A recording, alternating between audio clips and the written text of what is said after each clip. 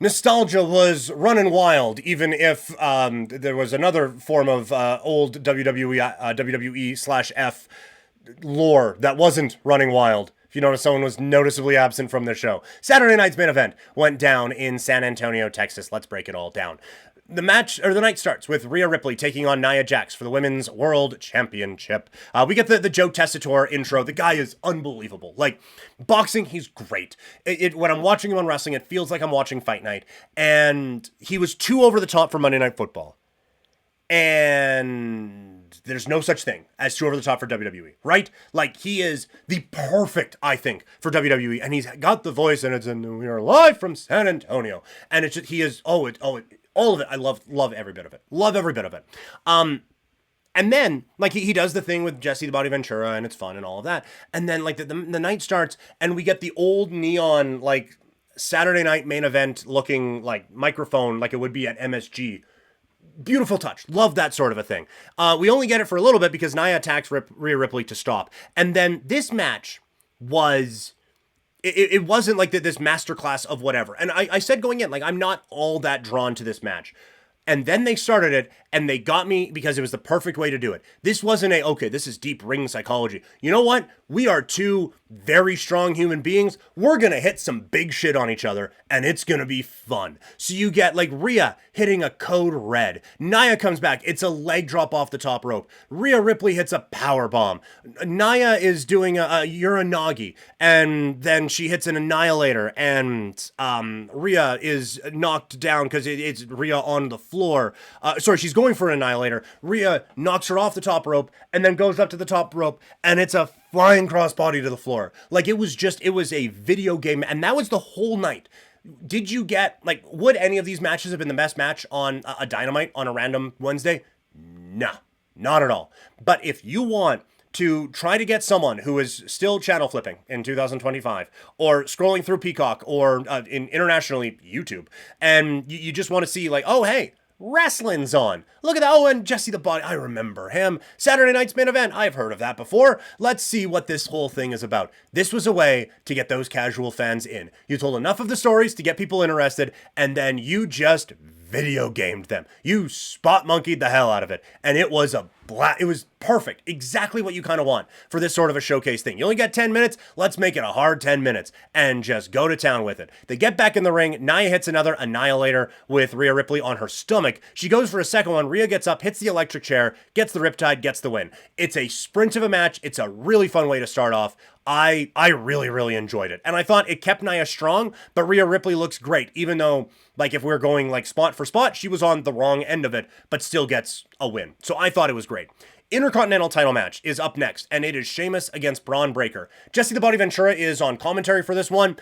He maybe got a little sideways in his commentary there when we get to a certain 2 count that happened. That was definitely a 2 count, and he thought it was 3.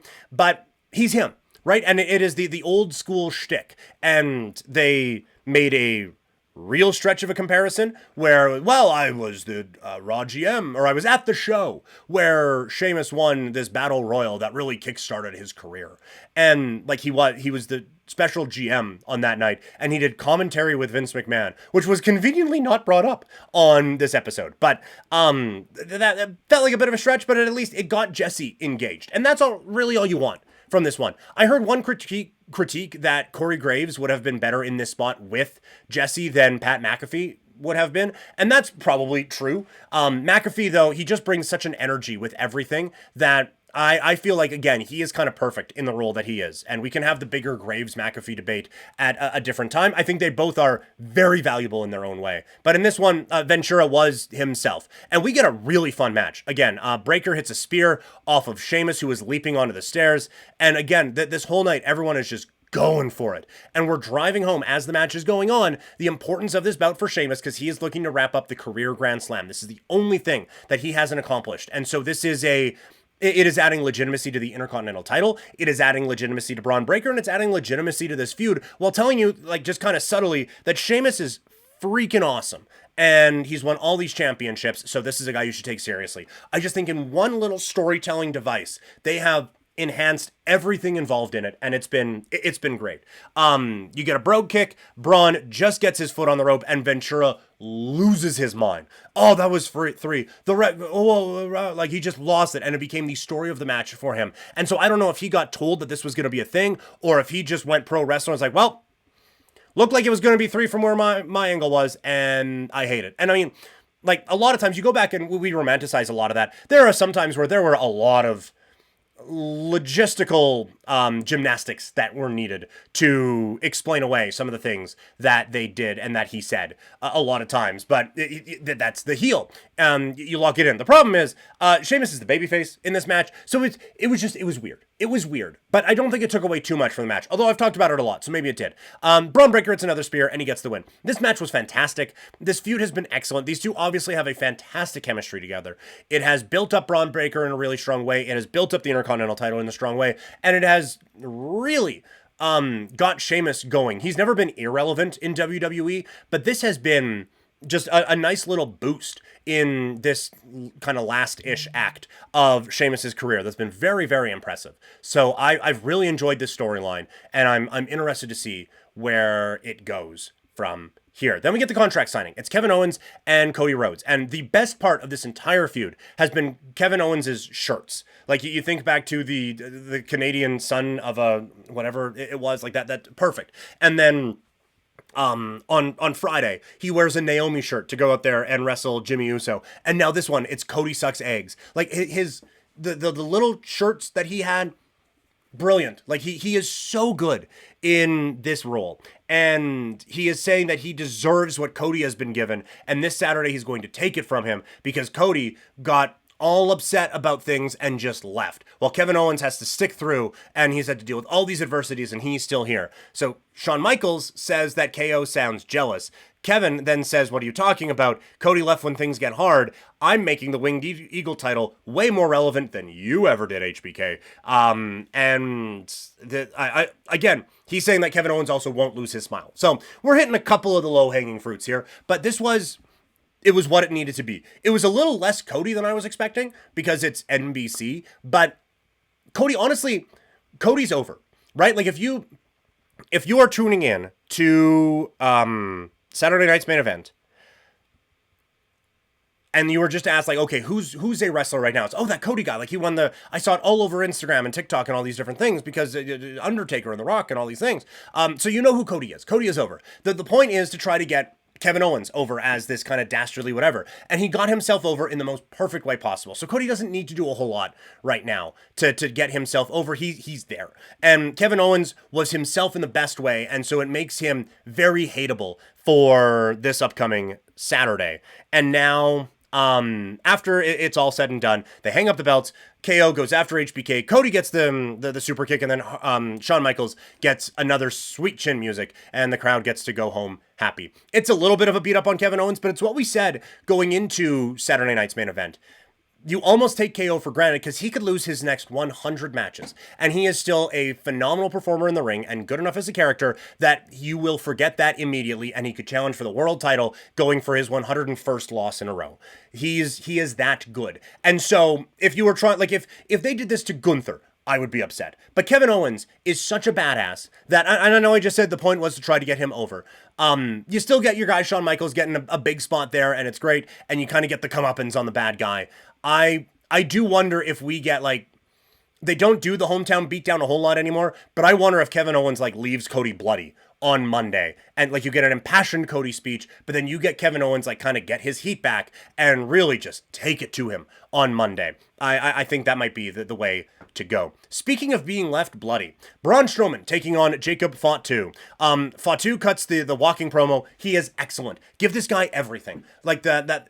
There were sometimes it didn't even make sense, but it's the way he is saying it, and it's the snarl, and it's the whatever. And then I'm gonna beat you from post to post on coast to coast, or from on NBC from coast to coast. Like it's those types of things. It is so real. It is so believable. It is so different from everyone else that like it is bordering on over the top, but he does it in such a believable way that it's like, yeah, man, I could see if you got into a bar fight tomorrow and you said that thing, be like, yeah, that's a thing people would say. I wouldn't be like, this guy's lost his mind. Be like, no, that's a terrifying thing that you just said as a terrifying human being, and I'm going to leave now. So bye. He is that type of a guy. And then like he's just different. And then we go to the match. He hits the suicide dive. Where we're doing the Braun Strowman choo-choo train thingy as he's going around. And then on the third one, Fatu catches him and he puts him back, and it's the Samoan drop. We get him in the ring. He runs and hits Strowman in the face with his butt a bunch of times. Tosses the referee out the side. Referee's like, hey, you can't do that. It's a disqualification. I get the last laugh in this, sir. And Jacob Fatu is like, cool, no rules then. Grabs a chair and just starts wailing on security that comes down. He's running over Braun Strowman. Strowman is left laying. Everyone's like, hey, don't stop. And he does a moonsault over all their asses and lands it on Strowman for that and hits the moonsault a bunch. The crowd is chanting one more time. And we have basically just everything we did with Bronson Reed, we have now transitioned it over into the form of Jacob Fatu. And he is doing those things. And the crowd is going nuts for it. And I think we are still supposed to believe that this guy is a heel, but he can be a champion and a number one guy in any way he wants. Heel, babyface, whatever. He is that special. I am over the moon with how perfect I think this guy is as a performer right now. And this is what it was supposed to be. I was fired up for the match. It sucks that we didn't get a whole lot of it, but in terms of getting this guy over to a national audience, this was perfect. And I don't know what the plan is for him with Rumble and all of that, but he needs to look strong for the next little while. And when we are doing this stuff again next year, he needs to either be the one with the championship belt on his shoulder or the one going for it. He is that good. The guy who does have that belt is Gunther. He goes up against Jey for the World Heavyweight Championship. Jey comes out, and again, the entrance, it feels like a star. And you get a good spot early on. Jey gets the super kick. He gets the 2. The crowd is into it. Jey has Gunther down. He hits the Uso splash, and the kick out is a 2.5. And we said the goal of this segment was to get that crowd to bite once on a near fall, and they got him. And it was such a well put together match. And then it was pretty obvious we were rushed for time. And so Jey runs for a spear, and they time it perfectly. Gunther catches him up, powerbomb, boom. Powerbomb again, boom. Powerbomb again, boom. 1, 2, 3, ball game. And so I had 2 goals for this one. It was to make it believable that Jey could win the world title and make Gunther come out of this feeling like a star. I don't think you come out of this with being like, hey, Gunther's the dominant guy right now, because Jacob Fatu almost killed a man with his butt a little bit ago. And like that, like of the people who came out looking like badasses, Gunther is like 4th or 5th on the list. So there's still a little bit of work to be done. The way he carries himself as a character is going to be enough of that. The way he sold after, though, the like, holy shit, this guy almost got me. They made Jey Uso a main eventer here on Saturday night's main event, in my opinion. I think that this was the last one that is like, nope, that guy can win a world title. Before, I don't know if I believe that. Now, I think that there is a chance that they could put him in a world title thing for at least a little bit. Like, they made it believable that he could win it, and so at some point, like that stays with you now. So in building up another main eventer in Jey Uso, I think they officially really locked him into that spot. He was great, and it like he doesn't come across, Gunther doesn't come across as the star, but Jey does. And so overall, for Saturday night's main event, it is a difficult balancing act to walk, because you don't want to just like handhold everyone through all of your stories. Like, well, this is what's going on, and this is why you should care about coming up on Saturday, because we have a premium live event called the Royal Rumble, and the winner of that match gets to take on the champion at WrestleMania. You don't want to be like, hey, by the way, these are the things we got going on. You also don't want it to just be like a breakneck wrestling with 100 different things. And hey, okay, that was cool. What was the point of it? Oh, nothing? Okay, great.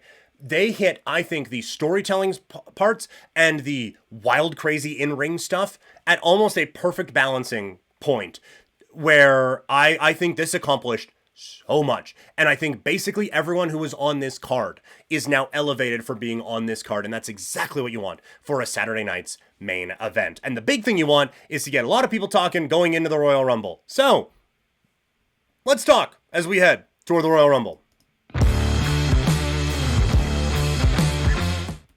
If you only watch one match every year, the Royal Rumble is a pretty fun one to go with, and it goes down this weekend from Indianapolis, Indiana, the men's and women's Royal Rumbles. So, what are we looking at storyline-wise going into this one? I think the big story around this is how well they have built up the men's Royal Rumble. There are so many possibilities on the men's side, and you go into these years, like I think back to the year that I went to watch WrestleMania, WrestleMania 32. Going into that Royal Rumble, it was like, the story was Roman Reigns and Triple H, basically. And that's what the whole build was going to be. And the title is on the line in this match. And so, because of that, like, it's really down to just a couple of guys. And there are a lot of times where it's like, there's 2 or 3 guys that you can see winning this whole thing. Like last year, it was Gunther, it was Punk, and it was Cody. That was it. Really. And so, you get to this point, and where they're at right now, there's so many possibilities that they can go with. And so, like, I feel like, and we'll do this a little bit later on, the list of guys who could win this Royal Rumble and have it conceivably make sense is probably in the double digits. And I just feel like that they have built up this match to where it's like, it is stars going into this bout. And it is really a lot of different storylines would be enhanced by winning the Rumble, obviously, but would also make sense to have someone in the Rumble. When you think like Roman, his pursuit for the championship again, great way of doing that, winning the Royal Rumble. Sami Zayn, he's talked about how he doesn't need it, but he wants this opportunity because of how the fans have been behind him. Goes out and wins it and faces Kevin Owens at whatever, or Gunther, who he had a WrestleMania match with last year. That's something that I predicted in around SummerSlam. I think you could still do it. You want to get Seth Rollins back on top? He could win that, and I think it fits with his storyline of trying to wrestle WWE back from the Bloodline guys. And like Cody teamed with Roman Reigns at some point, you can draw that line, which means you can draw Drew there. CM Punk is always going to be around the championship picture. So there is that. Honestly, given his performance in the Royal, or at Saturday Night's Main Event, Jacob Fatu, and then you get this jealousy, like it's the Batista Triple H thing, where it's like Solo is the leader, and he loves Solo, but now I got this opportunity to win the championship. You had opportunities to win the championship, you didn't do it. I can do it now. And so I think there are so many different storylines where you could include the world title in it, and it would make sense. And so that's why there are all these moving parts in this match, and it is so intriguing to see where they are going to go. The problem is, with all of that being said, the women's match feels like an afterthought. And so you can try to make a bit of a sprint here in this last week, but I don't think it's going to work. And you really need to get this one feeling kind of special. And so I'm anticipating some surprises. Obviously, Charlotte's going to be back. I would assume Becky is going to be in this one. We're probably going to get some TNA people in both. But I think that this needs to be a just wild, crazy, burn it down Royal Rumble to kind of reinvigorate some interest here, because this Rumble has definitely felt like an afterthought right now. Now, part of that, it's feeling like an afterthought because you have a new project as a champion in Tiffany Stratton. You have a dominant champion in Rhea Ripley going up against a former dominant champion in Nia Jax. Like, there are stories on the women's side. There's not enough. And I do think that they need to kind of ramp that up a little bit with the women's Rumble here this weekend. Also, Cody against Kevin Owens. We talked about it a bit before. It has been great. They have built it up so well. And, like, Kevin Owens is the perfect heel for Cody Rhodes, and they've been trying to find it for a bit, and they haven't been able to get it, and now this has finally felt like obviously, when we're thinking of Cody Rhodes feuds in his time in WWE, the story, and the Roman Reigns and the Bloodline and all of that is going to be first. But this one is, at least, like, of the championship run, this is the defining storyline so far, and they've built it up legitimately. I think they've done great, and I think, honestly, they have got it to a point with Kevin where I think you can at least tell a story with it if he wins it. And it will probably have to come with some interference from The Rock or CM or someone along those lines to really throw things off for Cody. But I do think that there is a way that you can tell it. Have Kevin Owens be the WWE champion coming out of it and still feel like things are rocketing toward WrestleMania. The other thing that I am really intrigued by is the Motor City Machine Guns against DIY. They get a 2 out of 3 falls match. This has the potential of being the Jeff Hardy, Edge and Christian ladder match that everyone talks about from that No Mercy show, where those two teams hadn't really fully developed as characters yet. And then they went out and stole the show. And this is the type of thing you can do with the Royal Rumble, because you're not trying to draw people in, right? And like the build and the trying to draw people in, it's different when you're not trying to get them to spend $70 on a pay-per-view anymore. But in trying to get people's attention, the Rumble matches have got it, right? Like, hey, you get 2 Royal Rumble matches. take my money. Sign me up. Oh, and a ladder match. Awesome. And you get 2 really fun tag teams. Who? Okay. Like, they aren't really big stars in the, I think, kind of casual mind, but you have a platform now with these 2 big matches, the Royal Rumbles and the championship match, that these guys can go out and put on a star-making performance. So I think this is the perfect utilization of the Royal Rumble concept, being able to sell a show on its own and get other guys over because of it. So very, very, very good use, I think, of the Royal Rumble. The last real stop before we get to the Royal Rumble is WWE Raw tonight. Yes, SmackDown has 3 hours, but there isn't a whole lot, I think, that really goes down on those shows before the Saturday pay-per-views that gets you really intrigued. So I think tonight is going to be a very interesting night on Monday Night Raw. So what do we need to see? Let's take a look. WWE Raw comes to us from Atlanta, Georgia. It is a couple of days removed from Saturday night's main event and just a few days before the kickoff of WrestleMania season with the Royal Rumble. So what are we expecting on the show this evening? The first one, they teed this up on the first Netflix, and then we really didn't get anything after it. But Roman Reigns said, big thing, January 27th. And we're all anticipating that there's going to be a 2K thing that goes along with it as well. But I'm surprised that we haven't had much of a build for it. And even when you click on the website to see what's going on with the show, you don't get a whole lot there. So, I still think we're going to get it tonight, and I'm very interested at what it is all going to be. And we're going to have a little bit more WWE 2K on Twitch here and on the YouTubes and social media as well, as we lead up to the announcement of 2K25 coming out for the WWE.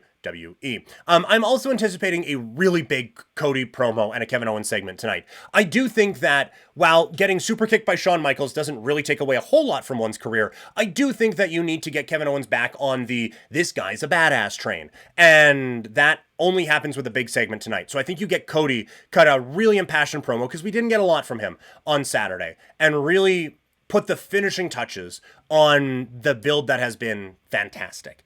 And then I think Kevin Owens has to come out and just beat that poor guy down and have that be the final visual going into Saturday at the Royal Rumble. The main event is Sami Zayn against Drew McIntyre. Really intriguing match, because you're slowly building up Sami to this world title picture, but Drew has killed him lately. And if you do that again, I think there's, again, a story you can tell. It's basically the exact same as they did last year, where, like, this guy, no, I want this title. I really want this title. Like, do you?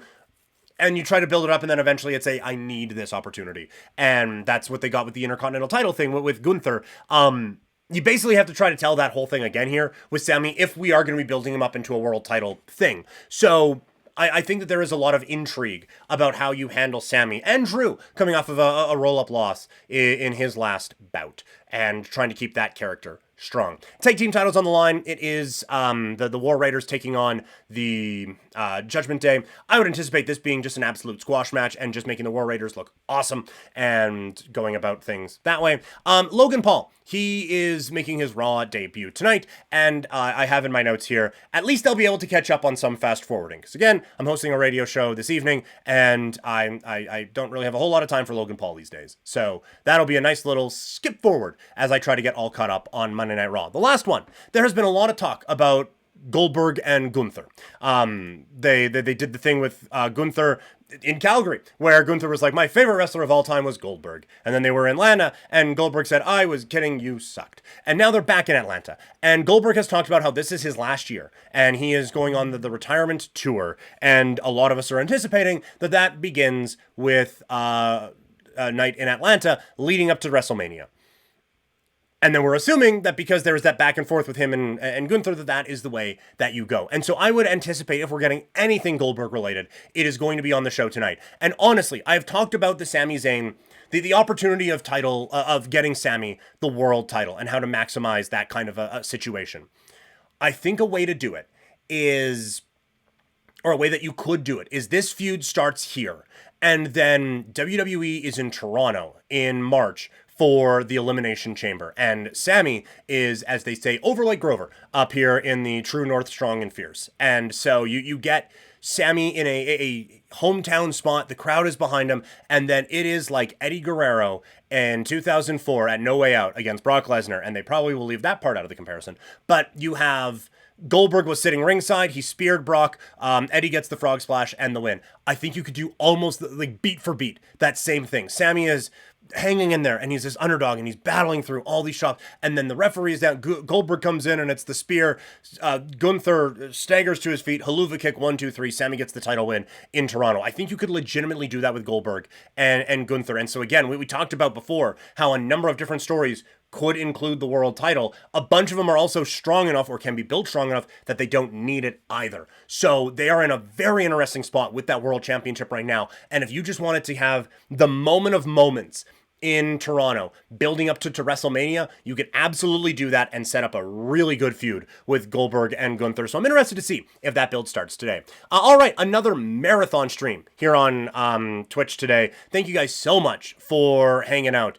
Those of you who have stuck around throughout. Shout out Spy Canuck, who popped into the chat for the first time. Thank you so much for coming in and saying hi today. Shout out to Toxic, who is always here and always very much appreciated. And shout out to everyone else who has been tuning in. The next stream is coming up here on Tuesday. It is going to be at 10 a.m. It is going to be a double dip as we do the Tuesday and the Wednesday podcast here on twitch.tv/primetimepk. And then if you miss any of it or you just want to hear it again, you can check it out in podcast form wherever you get your podcasts. Apple, Spotify, iHeartRadio, and Amazon. Just search for Couch Potato Diary. One more time, we are presented by Sea of Dead. Check out seaofdead403.ca for your great Calgary swag. Check out swiftenergy.gg. How do I get through 2 hours and 17 minutes of podcasting? It's with them. I use the code PKPrimetime for 25% off. Thank you all so much for hanging out today. Let's chat again tomorrow, shall we? Have a great rest of your day, everybody.